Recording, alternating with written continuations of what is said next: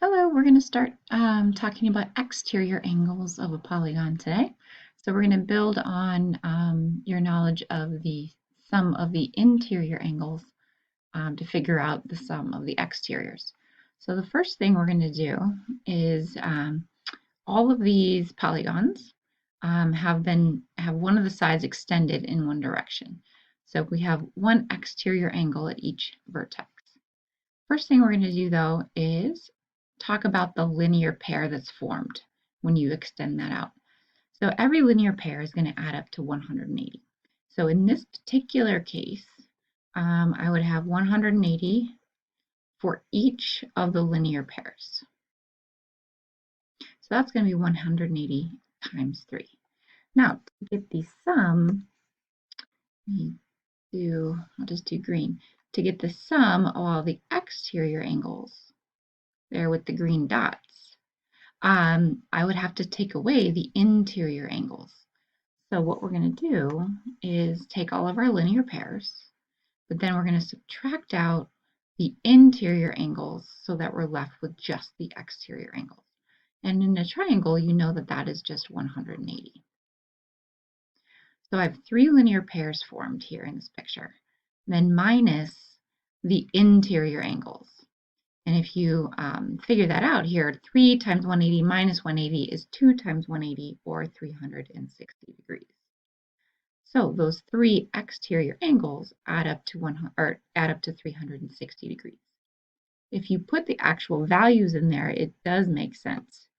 So for a triangle, we have 60s in every corner. And then therefore, with the linear pair, each of these exteriors is going to be 120.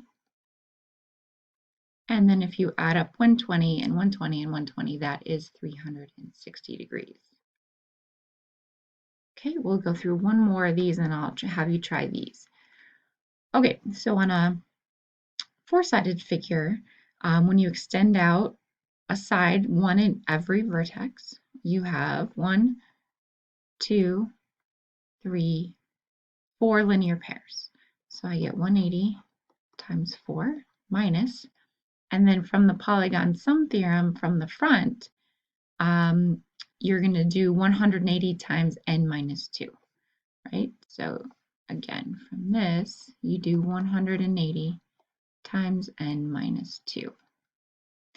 Well, in the case of a quadrilateral, you're going to do 180 times 4 minus 2, which is 180 times 2. So these interior angles add up to the 180 times 2. And then if you calculate that again, it's going to be 360 degrees. Okay, if you put the actual measures in there, again, it does make sense. These are all going to be 90. If it's regular, sorry. So I'm assuming that these are regular. These are all going to be 90. And then when you do the linear pair, all the outside exterior angles here are also going to be 90. Now you can actually extend this concept into non-regular polygons as well, and that's where this general form comes into play. Okay, but these are for the numbers I put in here are for regular polygons. Okay, so I want you to try to do the same formula type of thing and thinking. So how many linear pairs minus the interior angles equals, and here as well. So pause and do that. Okay, welcome back. So again, how many linear pairs with a pentagon? You would have 180 times 5 linear pairs. The interior angles of a pentagon are 180 times 3. And again, this should work for any pentagon, not just for a regular one, but that's going to be 360. Okay, so for a hexagon, again, we would have 6 linear pairs. The hexagon interior angles would be 180 times 4, and again, that is always going to be 360 degrees. Okay, we do have a little sketch here that helps sort of visualize what's going on here. So in this case, I have what, 1, 2, 3, 4, 5, 6, 7. So this is a heptagon. But just take a look at what happens when I condense this down towards the center of it, when you get all the way down, these angles, as you can see, make a circle basically. And the angles in a circle add up to 360 degrees. So that's another visual you can use to help understand why the exterior angles add up to 360. Okay, so let's write down the actual theorem. So the actual theorem says for any polygon,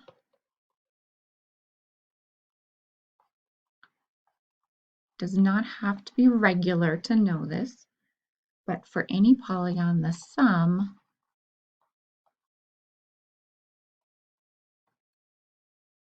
of the measures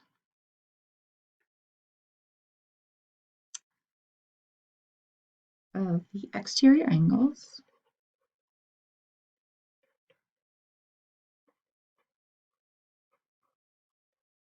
and we did this assuming that we're just counting one at each vertex.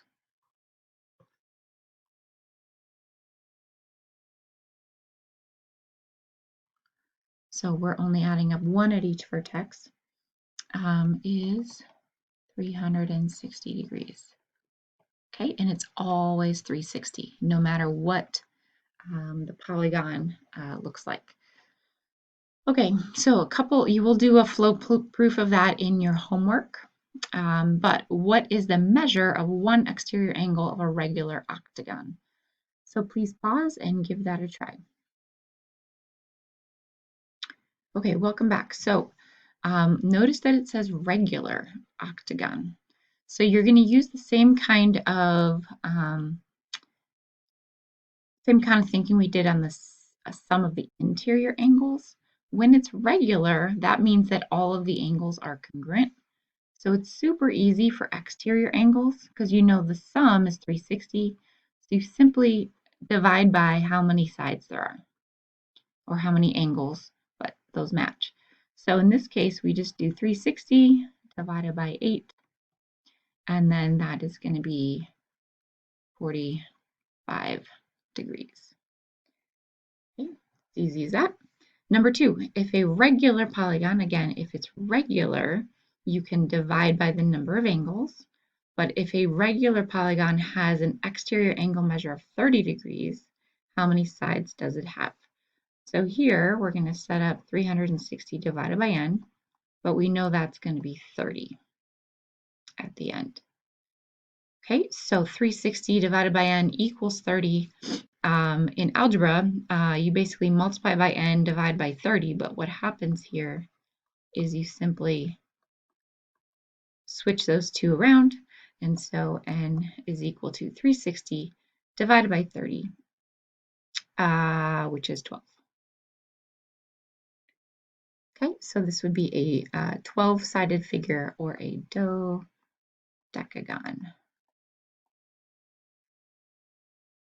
Okay, last example is actually pretty difficult.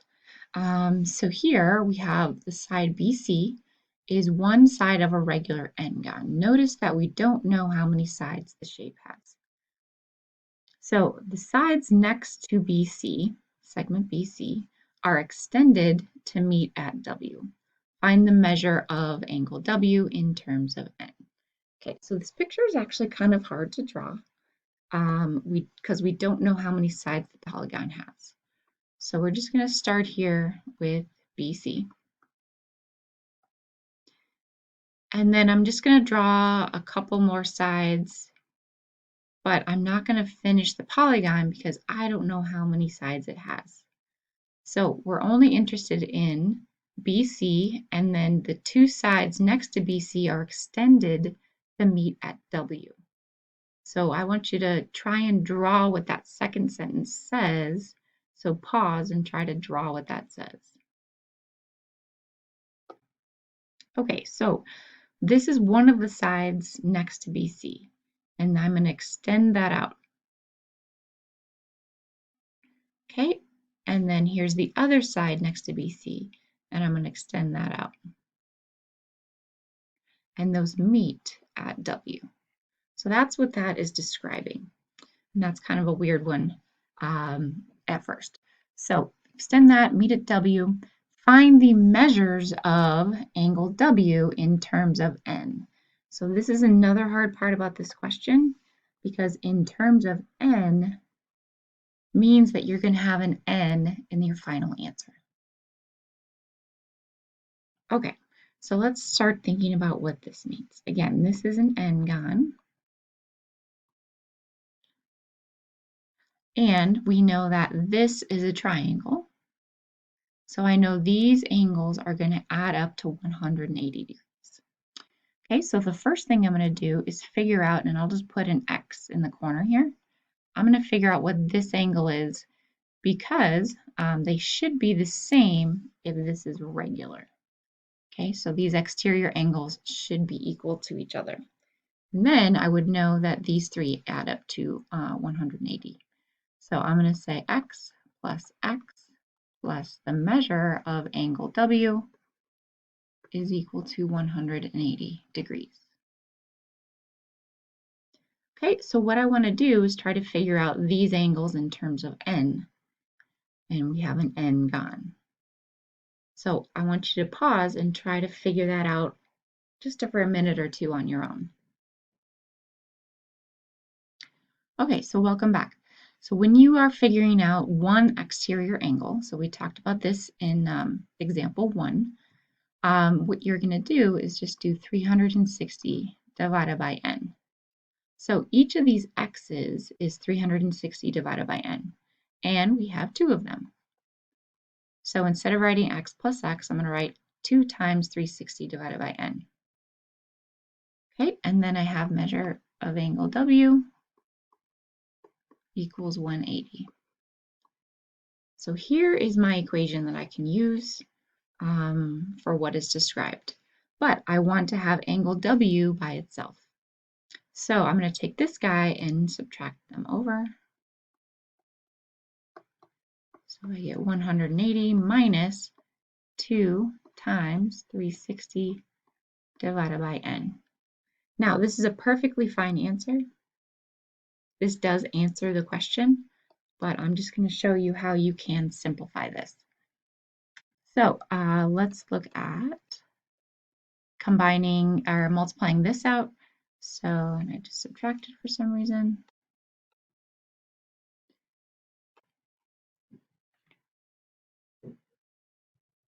Or set it equal. Okay, so I have 720 over n. Okay, and then if I want to combine those, I need to have this over n as well. So here I'm going to have 180 n over n minus 720 over n. Okay, and then you can subtract the fractions.